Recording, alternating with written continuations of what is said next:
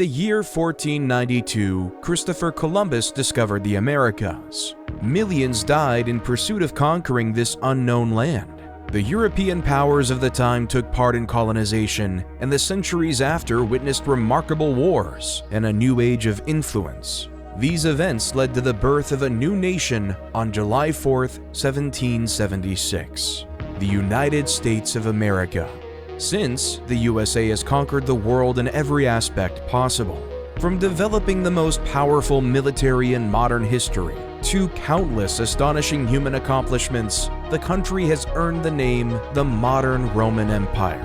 But can this giant continue its dominance? To understand the story of this fascinating land, we must start from the very beginning.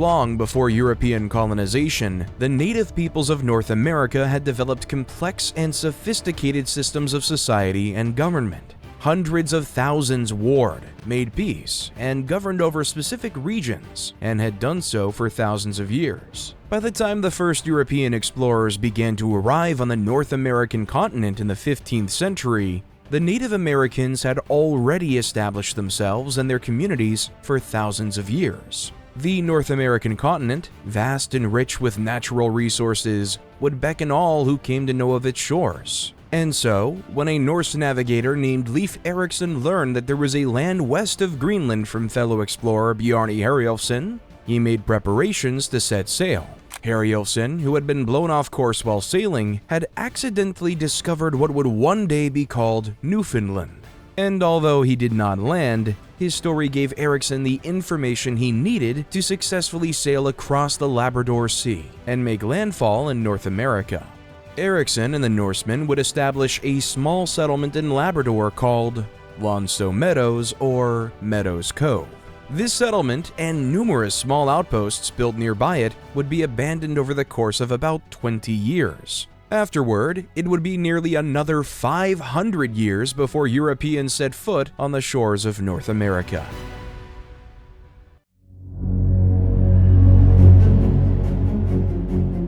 Searching for a more direct and faster route to India, the great European powers of the age sent dozens of expeditions around the globe. In October 1492, the Genoese explorer Christopher Columbus, employed by the King and Queen of Spain, discovered the West Indies and inadvertently opened a new frontier of exploration. Popularized as the New World by Florentine explorer Amerigo Vespucci, it was open season for European explorers, traders, and businessmen alike. European powers began claiming sections of this new world as their own with every major exploratory mission. Vespucci, who created and sold maps of his own discoveries in the New World, gained the notable distinction of having the entire hemisphere named for him, America.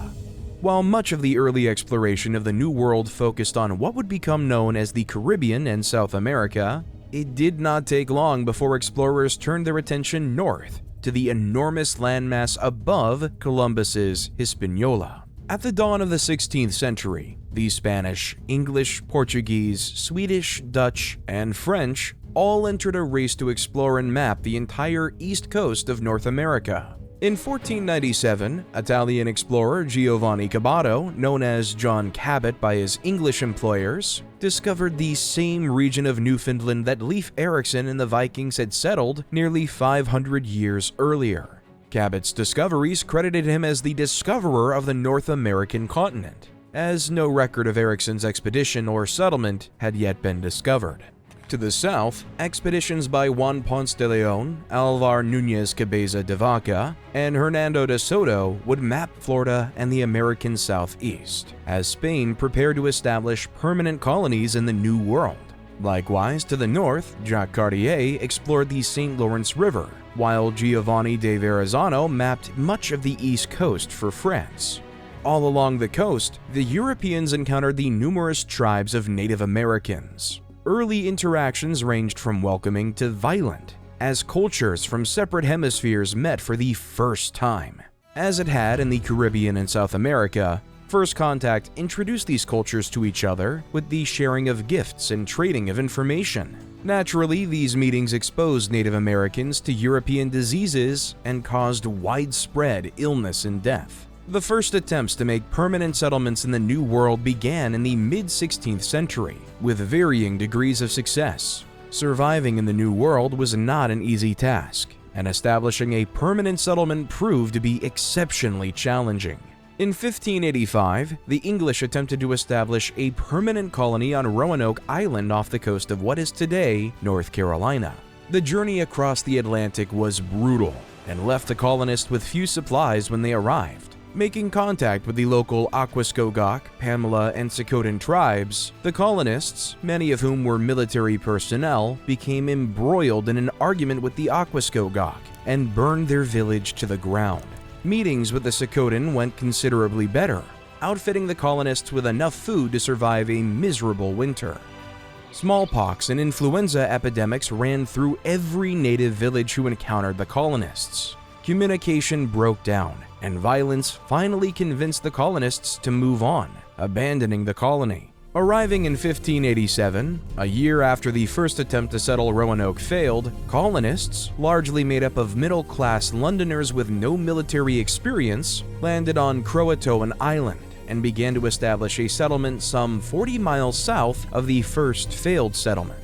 The colony suffered great difficulty surviving. In 1588, a relief mission to the colony was looted by Spanish naval vessels operating off the coast, leaving its new location unknown to English authorities. That same year, Spanish vessels sailed near Croatoan Island and found that it appeared abandoned. The next relief mission to the colony finally arrived in 1590 and found smoke rising from both Croatoan Island and Roanoke Island. A landing party discovered both settlements abandoned and sacked. The only clues were the letters CRO carved into a tree, and the word Croatoan carved into one of the posts of a palisade allegedly built by the settlers of the colony. Known as the Lost Colony, the settlers of Roanoke were never discovered, the colony deemed lost by the English government. In 1564, a group of French Huguenot settlers attempted to start a colony in what would become St. Augustine, Florida, only to have the colony sacked and all of its male citizens killed by rival Spanish forces. The settlement established by the Spanish colonists at St. Augustine is considered the first permanent European settlement in North America. In 1607, the English attempted again to establish a permanent colony in the New World. Led by the London Company, the settlement aimed to establish a colony in Virginia and selected a marshy region on the James River, which they christened Jamestown. The colony did well initially, quickly constructing living and meeting space, as well as a palisade fort. Relations with the local Powhatan tribes began with hostilities, but gradually cooled over time as the settlers and native peoples of the region learned to cohabitate. The Powhatan offered food and friendship to the colonists, who took the opportunity to search the surrounding region for gold and other precious metals. Instead, they found that the swampy region that they had inhabited held no riches but disease. The people of Jamestown suffered from lack of coordination, disease, and the harshness of the environment around them, despite the aid of the Powhatan people. It was only when Captain John Smith took command of the colony and in near-dictatorial fashion reorganized their efforts to establish trade with the natives and plant crops of their own in and around the colony. Smith returned home to England not long after his term as leader of the colony, but he had established a path for the colonists to follow that allowed Jamestown to endure difficult years of famine and struggle. Jamestown survived, and by the mid-17th century was thriving as more settlements began to grow around her. Jamestown has the distinction of being the first English settlement to survive in the New World.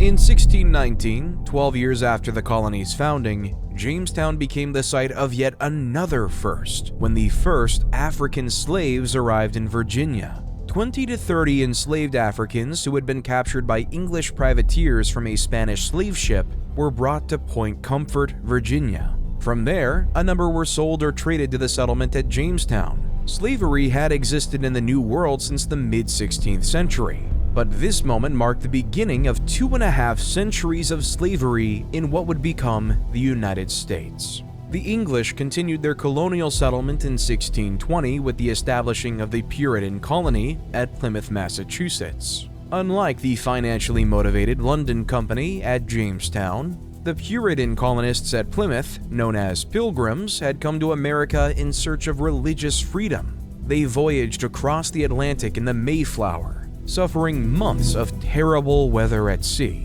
When they arrived in the New World, they first landed near what would become known as Provincetown. There, the colonists, concerned over their rights to the land and their legal right to establish a colony, drafted and signed the Mayflower Compact, establishing their right to self-govern, while still holding allegiance to the English crown.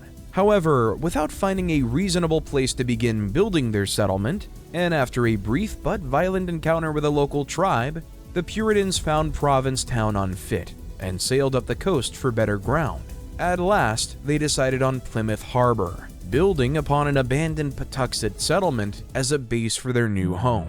Settled between two hills on which the colonists built two forts, the colony at Plymouth initially struggled through a difficult winter, living aboard the Mayflower and building their settlement by day. In March 1621, they made first contact with the Wampanoag. The Wampanoag chief, Massasoit, was hesitant to trust the Pilgrims. Also uncertain of the Puritans was Squanto, a Patuxet native who had been taken in by the Wampanoag. Squanto, or Tisquantum, spoke English and had spent time in Europe after he'd been kidnapped by an English explorer in 1614. He had returned to America with another explorer, whose party was ambushed and massacred by Massasoit and his tribe. Working as an interpreter, Squanto helped the Puritans and the Wampanoag reach an agreement of non-aggression.